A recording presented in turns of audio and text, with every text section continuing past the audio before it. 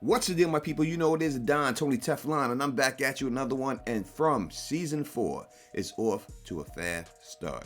We have just gotten the From season 4, episode 2 trailer, and I think it explains a whole lot of what's gonna happen in this episode. I'll be breaking it down scene by scene, and I apologize for the janky quality that we get from it. Nothing I could do about this. This is the only version I was able to find online. All right, let's do this. I need you to come back to the ruins with me. Why? Because I'm going to save him. The trailer starts off with Julie talking to Randell, saying that she wants him to come with her because she feels she's going to save him. So who is the him? 100% has to be her father. So I think that gives us confirmation that they are going to find Jim's body in the barn next episode. We're going to see this. Now we have to remember that we have never seen Jim's first death. We've seen every time Jim died that Julie has been there. The first time Jim does die, Julie is not there. So we haven't seen Jim's first death, so we don't know exactly how the man in yellow killed him. So maybe in this episode we will see that exact first death of Jim. Also, Randell is going to be her guy, most likely to help her when she's having seizures or the seizures get too violent, to help her get out of this whole situation when she's stuck up in there because she doesn't know how to control her powers yet. So you just walk inside, and then what? We then hear Randell ask her exactly how this power works. Does she just step inside and then what? And we see Julie going inside of the ruin. Now, I believe that this is a portal that she is entering, and she just has the ability to somewhat, the best way I could say it is astral project, but she can feel physical damage, so it's a little bit more than astral projection than that, because the monsters can get a hold of her and attack her. And we see her in the woods. So this scene is when they are all inside of the RV. Now in the RV, a couple of interesting things happen here. This is when Boyd tries to put the bile on the bullet and shoot the monster with it. This is the time that Randell went out there and tried to handcuff Donna to the tree. This is also the time that we see the number 47 once again being brought up in the radio at this time. So why was she specifically taken to this time, and how will she be able to control exactly where she goes? Because she's not looking for this time, she's looking for the time when her dad was killed by the man in yellow.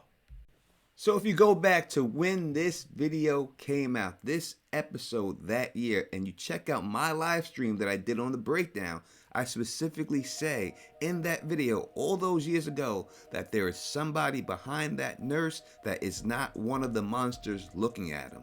So I got this right. I had no idea it was Julie, but I did see a figure out there.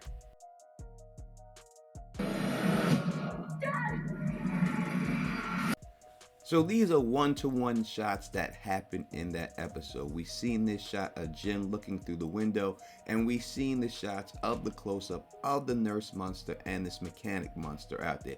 This is the only different shot of Julie screaming "Dad." And when she does this, we see the nurse monster attacking someone. So this is going to be Julie being attacked. And we know that because when we see Jim die, for the time she actually got it right, she had scars on her face, and this is how she's going to get those scars on her face. Again, we know that this is true because when you see her come back this time in this season, she has no scars on her face.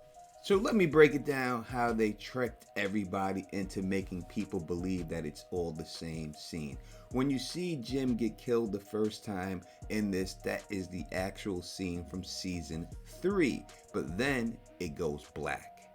And then when we come back, we see Julie talking to the man in yellow. That is the transition that they did to fool everybody, to let you know that this is not the same timeline. Again, you can clearly see in the first time she has a scar that goes all the way up to her right eye, and the next time she does not have that scar. the people find out what you did, what we did, that's the kind of thing that could tear this place apart. So here we see Boyd talking to Elgin, saying specifically, it's what we did. Not just what I did to you, but what we did, what you did to Fatima. And if people found out she gave birth to a monster, this is something that could tear this whole place apart. And we see Elgin when he first gets his eye patch over, because we see Christy in the next shot looking at him. We could tell it's him because of the shirt, that it's blue and it's the hoodie, and she's just looking at it like, the best job I could do, you're gonna have to run with it. But it's important us to know that Boyd is also blaming him, and he's trying to put that on him to make him stay silent, that you are culpable in this whole thing just as much as I am. Apart. Oh, God. Oh, what is that? What's in the bag? No, hey! So this whole part in this trailer is about what's hanging inside of this bag. And I think it has to be a piece of Jim or Jim's head. That's what I think. I know that there are shots of dog fur right by it, but I just can't see it being that. The way we see everybody reacting to it, we see Jade looking at it, we see the town looking at it, we know that this is probably shot where Boyd has the binoculars, and the way Ethan is out there, and Tabitha is doing her best to keep Ethan inside of the house and not come out and see it. If it was just the dog, then why would the town be so concerned? None of them have seen dogs before. Only Boyd, unless it's a specific message to Boyd, he would be the only one. But it seems that this scene is entirely focused on the Matthew family. From everything that we have seen in here, whether it's Tabitha coming out of the house, whether it's Julie coming out of the house, we hear Ethan say what's in that bag specifically. All these things are focused on the Matthew family. So if I look at this scene in its entirety, I have to think that it has something to do with the Matthews family. And if that is the case, then the only thing that would have something to do with him would be Jim's head. Now we've seen Jim get slashed in his throat. And again, as I said from the beginning, that we have never seen Jim die the first time yet. So he could have died a different way, or he could have got his throat chopped off, his head chopped off, and placed in that bag and hung from that sign, which is most likely what happened. And when they find him inside of the barn, the rest of his body, it's just going to be his body without his head. Now, that is gruesome, I know, but I think that's the way it's going to go. I understand the whole dog thing and the dog fur outside, and I get it. I've seen the pictures, and I totally agree that it's possible that that is dog fur out there, but I just don't see how that makes an impact, as this Jim thing will make an impact on everybody in there, specifically because they are showing the whole Matthews family react to what's inside the bag,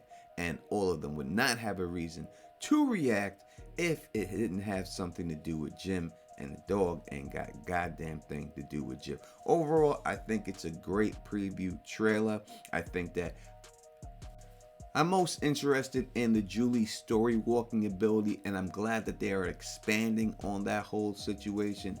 I want to see exactly how she first goes back and how she starts to hone her powers. And I'm telling you, I said it before in another video, it's going to be LSD. She's going to take some mushrooms, and that's how she's really going to figure it out. Her, Randell, whoever, but that's how she's gonna figure it out. It's gonna be the LSD, because I don't believe that this is a magical based situation, not at all. But I've said this in other videos. You can go check that out in my Julie It's All Her Fault video, and I explain everything like that in that video.